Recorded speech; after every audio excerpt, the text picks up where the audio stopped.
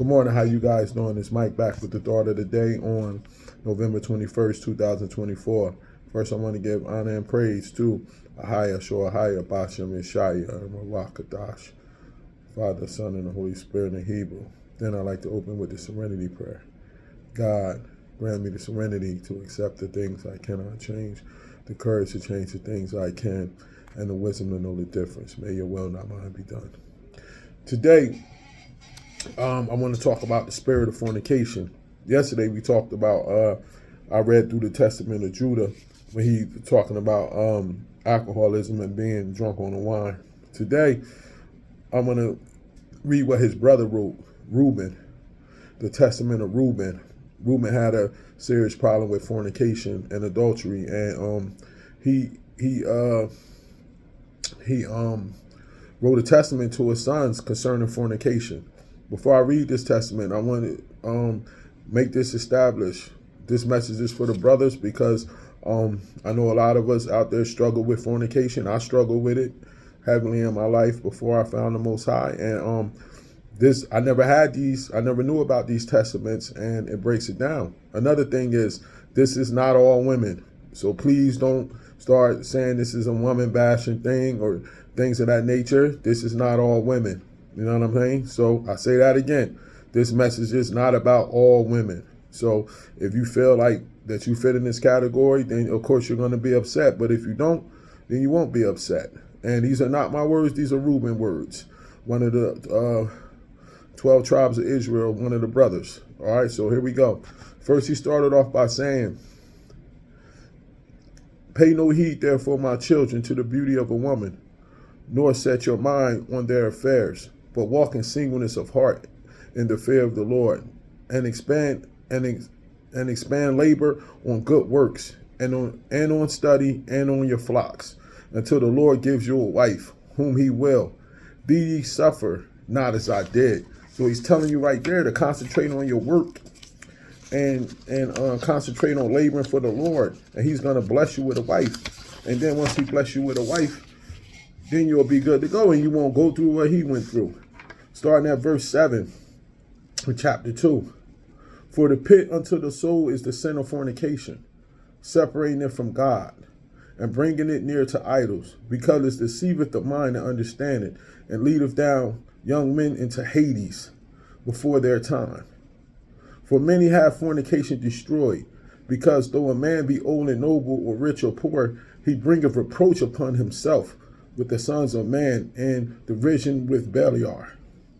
So when you fornicate, you bring a reproach to yourself, man, and you actually serving a wicked God. "For ye heard regarding Joseph, how he guarded himself from a woman, and purged his thoughts from all fornication, and found favor in the sight of the God and men. For the Egyptian women did many things unto him, and summoned magicians, and offered him love potions, but the purpose of his soul omitted no evil desire," speaking of how Joseph never gave in to the Egyptian women no matter what they tried. "Therefore the God of your fathers delivered him from every evil and hidden death." So if we don't fornicate and we stay searching for the Most High and following him, then he's going to protect us. For if fornication overcomes not your mind, neither can Beliar overcome you. "For evil are women, my children, and since they have no power or strength over man, they use wiles of outward attractions, that they may draw him to themselves. And whom they cannot bewitch with outward attractions, him they overcome by craft." So she's going to try to draw you in with her good looks.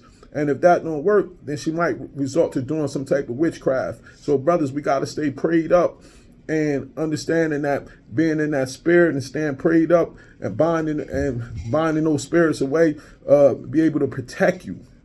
Let's go to verse 15. "Moreover, concerning them, the angel of the Lord told me and taught me that women are overcome by the spirit of fornication more than men.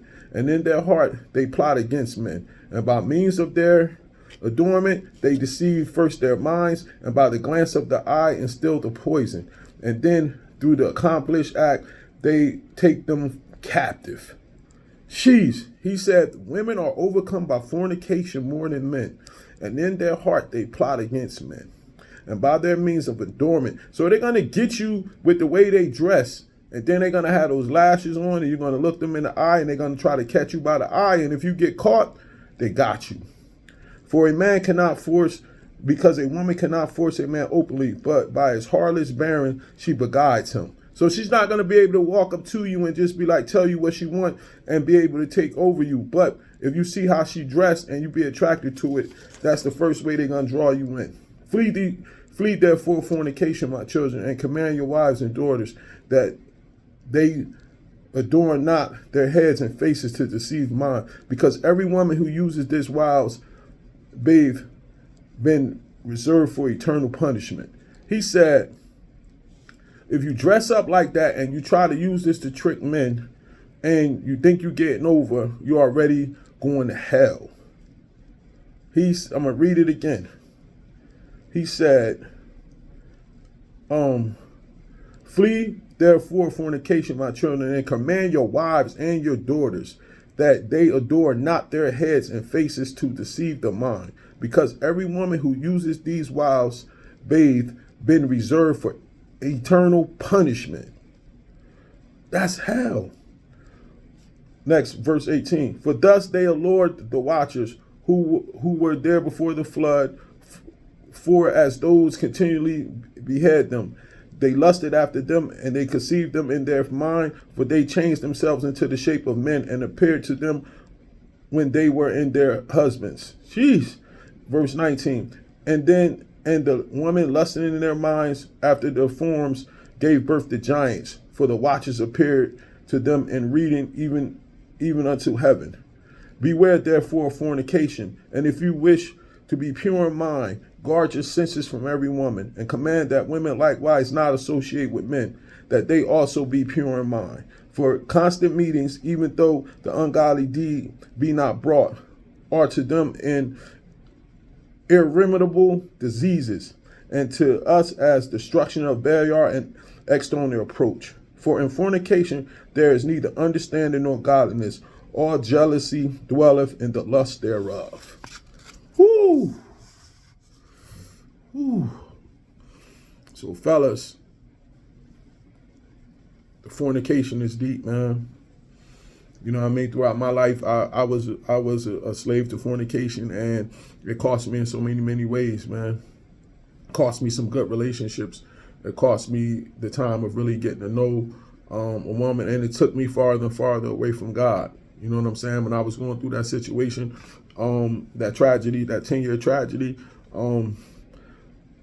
I turned my back on God and I leaned heavy into the fornication. And I saw all these different levels that they're talking about. I saw my separation from God, and I saw myself going closer and closer. And if I would have died during any of that time, I would have definitely went to hell. So, fellas, focus, especially you young guys. The older guys around my age, some of them are going to take heed to this, some of them not. But the younger guys, focus on what he said in the first verse that I read. Focus on that. Focus on, it says, pay no heed, therefore, my children, to the beauty of women, nor set your mind on their affairs, but walk in singleness of heart in the fear of the Lord, and expand labor on good works, and study on your flocks until the Lord gives you a wife. That message right there, young fellas, focus on building your own kingdom. Focus on serving the Most High. Focus on that until he gives you a wife. Don't chase around these women, because what's going to happen is every time you pick the wrong one or deal with the wrong situation, it's going to cost you 5 to 10 years of your life. And like I said, when I opened this thing, this is not a bash against our women. I love our women, especially the God-fearing women. You know what I'm saying? I love my wife more than any woman, but the fact that we have women out here that's really trying to follow the Most High and serve him, that is a blessing. But we also have a lot of what they're talking about in here. When you see a lot of what athletes and entertainers and all of these people are going through, and they're being sucked dry in difference. If you read these scriptures in the Testament of Reuben, you will see where all of that comes from.